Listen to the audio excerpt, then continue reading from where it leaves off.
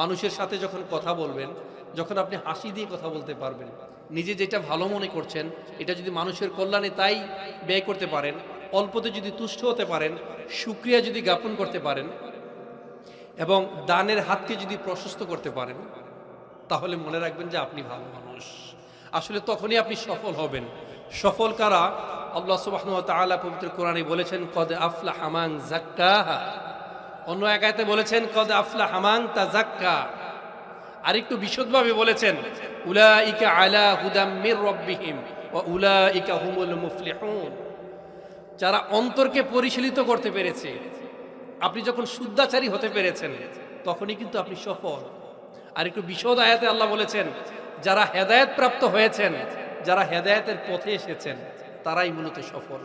আসলে ভাই, 80টা বছর কেটে গেল আমি ডাকিনি তোমায় কভু, আমার ক্ষুধার অন্ন তাই বলে তুমি বন্ধ করনি প্রভু।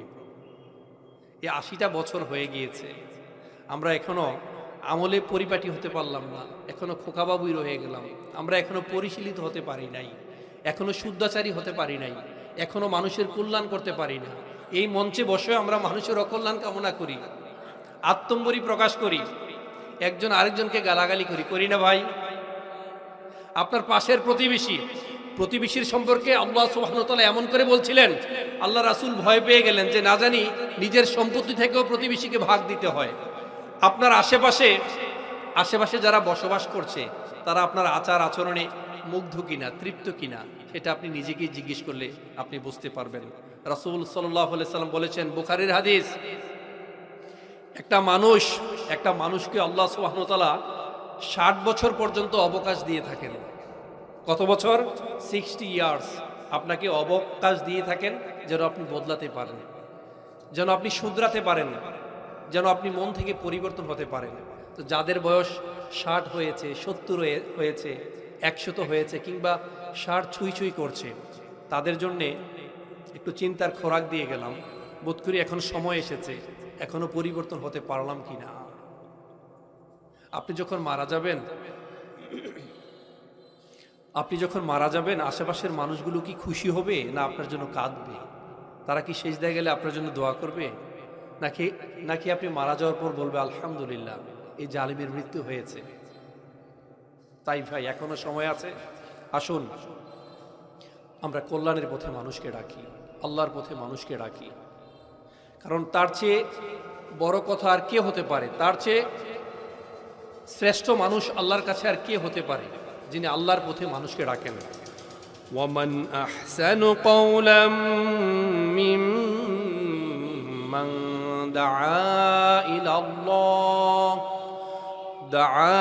ইলাল্লাহি ওয়া আমিলা সালিহান ওয়া ক্বালা ইন্নানি মিনাল মুসলিমিন। এখানে 3টা পার্ট, একটু মনোযোগ দিয়ে শুনবেন। 3টা পার্টের মধ্যে একটা অন্যতম পার্ট হচ্ছে তার চেয়ে উত্তম আর কে হতে পারে যিনি মানুষকে আল্লাহর পথে ডাকেন।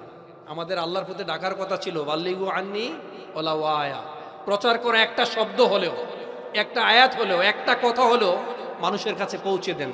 সূরা ইব্রাহিমে আল্লাহ সুবহানাহু ওয়া তাআলা খুব সুন্দর করে বলেছেন, একটা ভালো কথা হচ্ছে এমন একটা ভালো গাছের ন্যায় যার শেকড় মাটির গভীরে, শাখা প্রশাখা দিগন্ত ব্যাপী বিস্তৃত, যা সারা বছর ফল দিয়ে যায়। সুবহানাল্লাহ বলবেন না?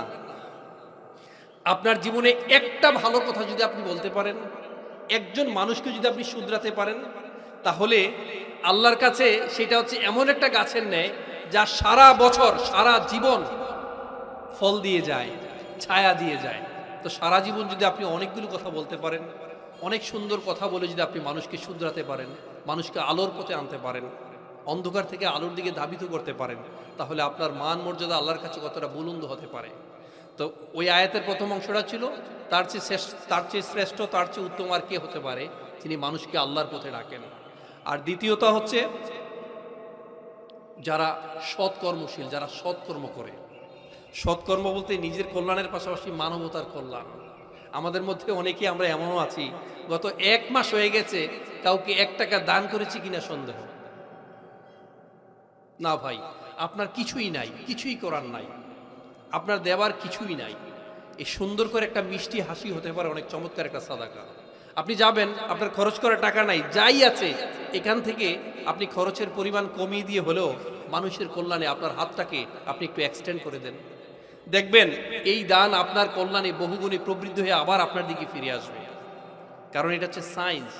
আপনি একটা ঝড় কিভাবে সৃষ্টি হয়, সমুদ্রের একেবারে তলদেশ থেকে যখন একটা ঘূর্ণনের সৃষ্টি হয়, যখন বাতাসের শূন্যতার সৃষ্টি হয়, অক্সিজেনের ঘাটতি হয়, তখন সেখানে চারপাশ দিয়ে বাতাস এবং পানি এসে চাপ দেয়, ঘুরতে ঘুরতে সারা বিশ্ব পর্যন্ত কাঁপিয়ে তোলে। ঠিক আপনি যখন পকেট থেকে টাকা দিবেন মানুষের কল্যাণে, একটু শূন্যতা হলো না, তখন চারপাশ থেকে এই টাকা আবার আপনার দিকে আকৃষ্ট হবে। তাই মানুষের জন্য সবসময় দান করবেন। আর ফাইনালি ওই আয়াতের অংশ হচ্ছে, সর্বশেষ হচ্ছে সে ঘোষণা দেয় আমি হচ্ছে আত্মসমর্পণকারীদের মধ্যে একজন, আমি হচ্ছে মুসলমান। এইখানে যত খটকা, আপনি যদি আত্মসমর্পণকারী হিসাবে নিজেকে পরিচিত করতে চান, আপনাকে যেটা হালাল এটা হালালটাকে হালাল হিসাবে গ্রহণ করতে হবে, যেটা হারাম হারামকে হারাম হিসাবে আপনাকে গ্রহণ করতে হবে। এইখানে হচ্ছে আমাদের যত সমস্যা।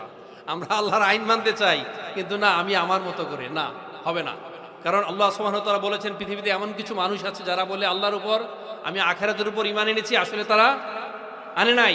ওমিনান নাসি মান ইয়াকুলু আমান্না বিল্লাহি ওয়া বিল ইয়াউমিল আখিরি ওয়া মা হুম বিমুমিনিন, আসলে তারা ঈমান আনে নাই। তা আমরা যেন সেদিক থেকেও পরিত্রাণ পেতে পারি। কারণ আল্লাহ সুবহানাহু ওয়া তাআলা আমাদেরকে যে 60 বছরের অবকাশ দেন অনেকেই, তো যাদের 60 বছর শেষ হয়ে গেছে আশা করছি তারা একটু সচেতন হবেন। তাদেরকে আমি চিন্তার খোরাক দিয়ে গেলাম, একটু ভাববেন যে এখনো কি পরিবর্তন হতে পেরেছে কিনা। আপনার কাছে মনে হয়েছে আপনি 5 ওয়াক্ত নামাজ পড়েন, আপনার কাছে মনে হচ্ছে আপনি হজ করেছেন, আপনি দান সদাকা করেন, কিন্তু না, আপনার আচার আচরণ সুন্দর হয় নাই, আপনার নামাজ শুদ্ধ হয় নাই। গত 6 বছরের জীবনে আপনি একবার পবিত্র কোরআনটাকে ধরেছেন কিনা, না, সেটাও কোনো তার ইয়ত্ত নাই। ইয়ারফাইল্লাহুল্লাযীনা আমানু মিনকুম ওয়াল্লাযীনা উতুল ইলমা দারাজাত, যাদেরকে আল্লাহ সুবহানাহু ওয়া তাআলা কোরআনের জ্ঞান দিয়েছেন তাদেরকে আল্লাহ সম্মানিত করবেনই। কিন্তু আপনি কোরআন কি কতদিন পড়েছেন? আজান দিচ্ছে না, আজানের একজনে জবাব দেন। আসলে সময় খুব অল্প, দরবারের মাহফিল, অনেক আলোচক এসেছেন, সবার কথা আপনারা শুনবেন, মনোযোগ দিয়ে শুনবেন, কিছুটা পরিবর্তন হওয়ার চেষ্টা করবেন। আজকে আলোচনা শুনলেন, সকালে উঠে বলবেন ওই বক্তা খুব সুন্দর আলোচনা করেছেন, খুব চিল্লিয়েছেন, তাকে গালাগালি করেছেন, আরেকজনকে আসন থেকে নামিয়েছেন, আরেকজনকে উঠিয়েছেন। শুধু যেন এইটাই না হয়, আপনি শুধরিয়েছেন কিনা, আপনার মধ্যে পরিবর্তন এসেছে কিনা, আমলে পরিবর্তন এসেছে কিনা, প্রতিদিন মানুষের সাথে সুন্দর বিহেভ করেন কিনা, ফ্যামিলিতে গিয়ে স্ত্রীদের সাথে ভালো আচরণ করেন কিনা, বাবা মায়ের সাথে আচরণ করেন কিনা, মুরব্বী বুড়া বাবা মা যারা আছে তাদের কল্যাণে কাজ করেন কিনা, তাদের সাথে বিহেভটা আপনার ভালো কিনা, আশেপাশের মানুষ আপনাকে পছন্দ করে কিনা, না সারাক্ষণ খালি অন্যের বাড়িতে কি হলো, অন্যের মেয়ে কি করলো, ওই পিসাব কি করলো, এটা নিয়ে সারাক্ষণ শুধু ভাবেন। আপনার মধ্যে ওই ফিকিরটা আসছে কিনা, পরিবর্তনটা আসছে কিনা, আপনি মিথ্যা কথা বলেন কিনা, আপনি গীবত শিকায়েত করেন কিনা, সবচেয়ে বড় কথা আপনি মিথ্যা সাক্ষী দেন কিনা, মিথ্যা কথা মিথ্যা অপবাদ দেন কিনা। মনে রাখবেন 3টা কবিরা গুনাহ আছে, সবচেয়ে বড় 3টা গুনাহ আছে, আল্লাহ এগুলো ক্ষমা করেন না। আল্লাহর সাথে গাদ্দারি করা, আল্লাহর অবাধ্য হওয়া, বাবা মায়ের অবাধ্য হওয়া, এবং ফাইনালি হচ্ছে মিথ্যা সাক্ষী দেওয়া। এই মিথ্যা সাক্ষী দিয়ে আমরা একজনকে জেল, জুলুম, জরিমানা, ফাঁসি পর্যন্ত দিয়ে ফেলি। মনে রাখবেন ওই যে মাজলুম, এই মাজলুমের বদদোয়া আর আল্লাহ মাঝখানে কোনো পর্দা থাকে না। আমি শুধু একটা লাইন বলে শেষ করি। ইমাম শাফিঈ রাহিমাহুল্লাহ খুব সুন্দর করে একটা কথা বলেছেন।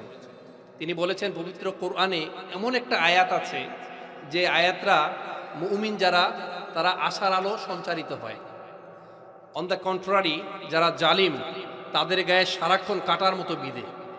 আয়াতটা হচ্ছে ওয়ামা কানা রব্বুকা নাসিয়া, অর্থাৎ আল্লাহ কোনো কিছু ভুলে যান না, আল্লাহ কোনো কিছু ভুলে যান না, আল্লাহ কোনো কিছু ভুলে যাবার নন।